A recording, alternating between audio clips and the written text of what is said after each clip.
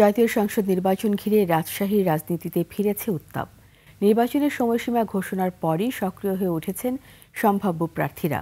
কেউ ছুটছেন দলের হাইকমান্ডে, কেউ আবার ব্যানার পোস্টার আর গণসংযোগী এলাকায় জানান দিচ্ছেন নিজের অবস্থান।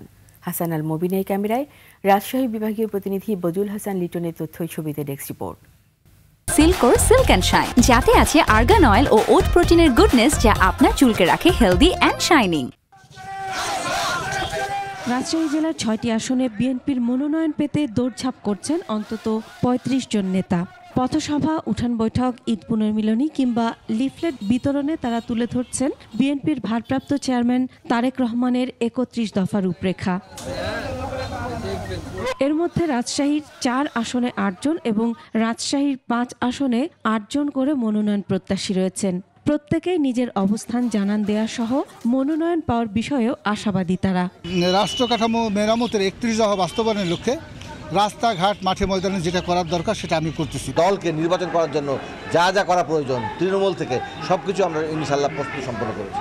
যে কোনো হামলা, মামলা, বিপদ আপদ, তাদের সার্বিক ব্যাপারে আমি সবসময় তাদের পাশে ছিলাম।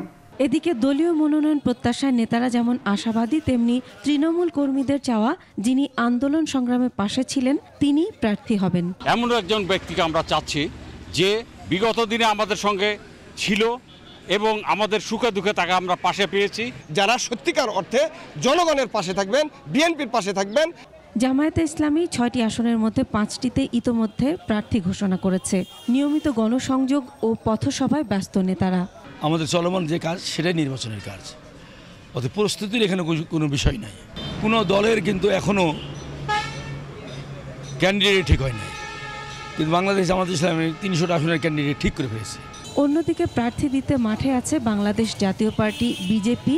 তবে জাতীয় পার্টি ও নতুন দল এনসিপির নেতারা এখনও কেন্দ্রের সিদ্ধান্তের অপেক্ষায়। প্রত্যেকটা ইউনিটে আমরা নেতাকর্মীদেরকে সুসংগঠিত করে আমরা কাজ করছি। নির্বাচনী ধারাবাহিকতায় আমরা লিফলেট বিতরণ সহ সামাজিক সচেতনামূলক আমরা বিভিন্ন কাজে আমরা অংশ নিচ্ছি। আমাদের জেলায় শামসুদ্দিন রেন্টুর নেতৃত্বে জাতীয় পার্টির প্রত্যেকটি উপজেলায় সাংগঠনিক কার্যক্রম চলছে। এখনও ওইভাবে ফাইনালি কোনো কিছু হয়ে আমরা মাঠে এখনও যে জনসম্পৃক্ততা করার বিষয়টা নির্বাচন কেন্দ্রিক, সেটা এখন আমরা শুরু করতে পারি নাই। নির্বাচনের দিন যত ঘনিয়ে আসছে রাজশাহীর রাজনীতি ততই উত্তপ্ত হচ্ছে। বিশেষ করে বিএনপি শিবিরে মনোনয়ন প্রত্যাশীদের প্রতিযোগিতা অভ্যন্তরীণ সমীকরণে বড় প্রভাব ফেলতে পারে, এমনটাই মনে করছেন রাজনৈতিক বিশ্লেষকরা। Masum আলিসা, desk report, ২১ television.